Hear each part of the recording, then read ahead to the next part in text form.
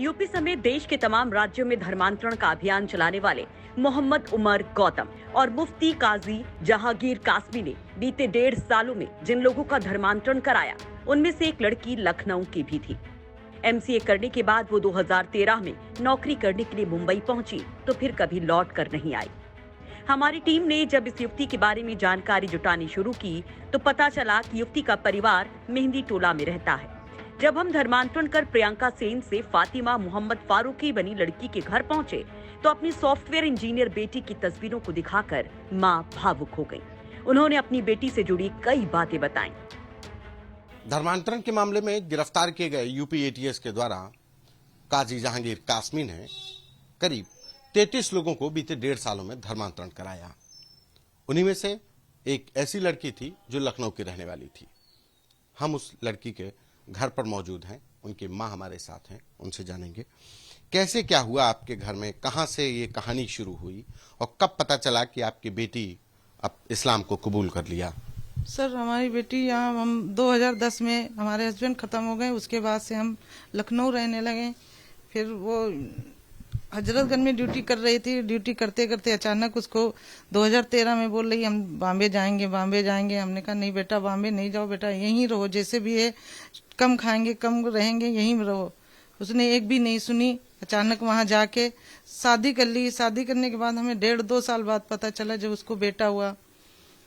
जब कब मुंबई गई थी और आपको कब पता चला कि ये बेटा हुआ? और ये बम्बई गई 2013 में।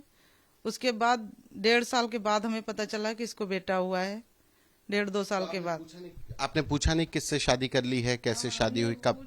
हमने पूछा, लेकिन उसने बोला हमने अपना इस्लाम कबूल कर लिया है, हम शादी कर लिया है, हम जो भी किया अच्छा किया है, हमको किसी से कोई वो नहीं है, हम खुश हैं, रहते हैं, कोई दिक्कत नहीं हमको, हम उसी के साथ रहेंगे।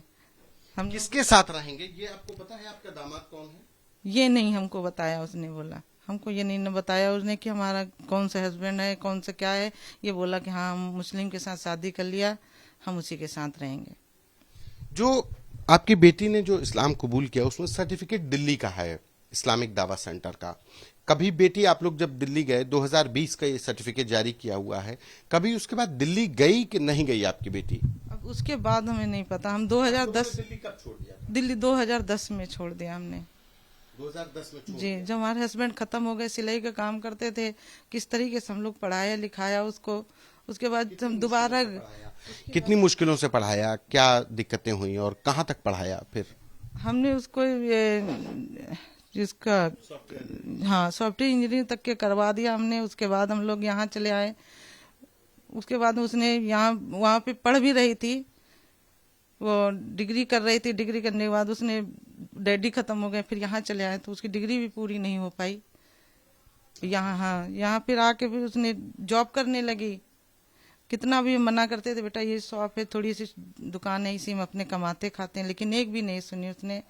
हम जॉब करेंगे, जॉब करें। अचानक बम्बई जाने का प्लान बना लिया अपने। अब किसके बहकाए में, किसके फुसलाए में, किसके क्या कहने पे चली गई, हम कुछ नहीं बताया।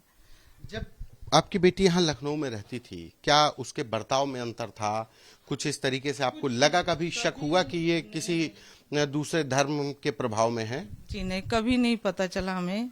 बातचीत सबसे करती थी। अब यहाँ पे रहते थे हम लोग तो सभी से बातचीत करती थी। हमको ये नहीं लगा कि ये कभी ऐसा कदम उठाएगी। बाद में पता चला कि इसने ऐसा कदम उठा लिया। हमने बहुत आपको कब, मतलब ये सब कहानी कैसे शुरू हुई? क्या लगता है कि मुंबई जाने के बाद शुरू हुई? और उसके बाद कितने बच्चे हैं और अभी क्या हालात हैं? अभी 2 बच्चे हैं, उसके 2 लड़के हैं। अभी 2020 में लेके आई थी 2 बच्चे। अपने हस्बैंड के साथ में आई। क्या 2 शादियां भी करी हैं आपकी? 2 शादियां करी।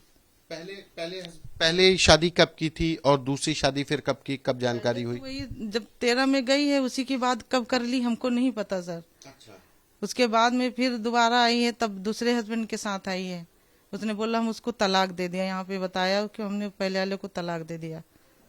अब इसको आपने अपने दामाद को कभी देखा है, क्या करता है? कभी मिला, आपसे बात की? आपकी बेटी उसके साथ जिंदगी बसर कर रही है, उसके बच्चे उसके पास हैं, कभी आपके दामाद ने आपसे बात की? इस्लाम कबूल कर लिया, ठीक है, लेकिन क्या उसने कभी संपर्क किया, आपके दामाद ने, या आपकी बेटी का संपर्क उसके बाद से रहा कि नहीं रहा? नहीं, हमारा कोई संपर्क नहीं रहा। वो आई यहाँ पे डायरेक्ट सीधे यही 2020 में कहने लगी हमको घर मकान चाहिए, दोनों मियाँ बीवी बच्चे शुदा आए। हमने कहा नहीं, ऐसा नहीं होगा, हम ना मकान देंगे ना हम यहाँ रहने देंगे, हमको नहीं चाहिए कुछ। नहीं, यहाँ पे क्या मांगने आई थी? हिस्सा मांगने आई? क्या क्या कहने आई थी? हिस्सा मांग रही थी कि हमको मकान चाहिए हमको रहने के लिए।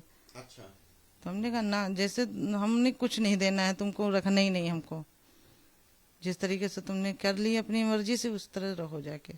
ऐसा तो नहीं आपकी बेटी परेशान हो और उसको अपने फैसले पर कोई ऐसा कुछ लग रहा हो कि उसके ससुराल वाले परेशान कर रहे हो? जो सर हम वहाँ के तो नहीं बता सकते ना।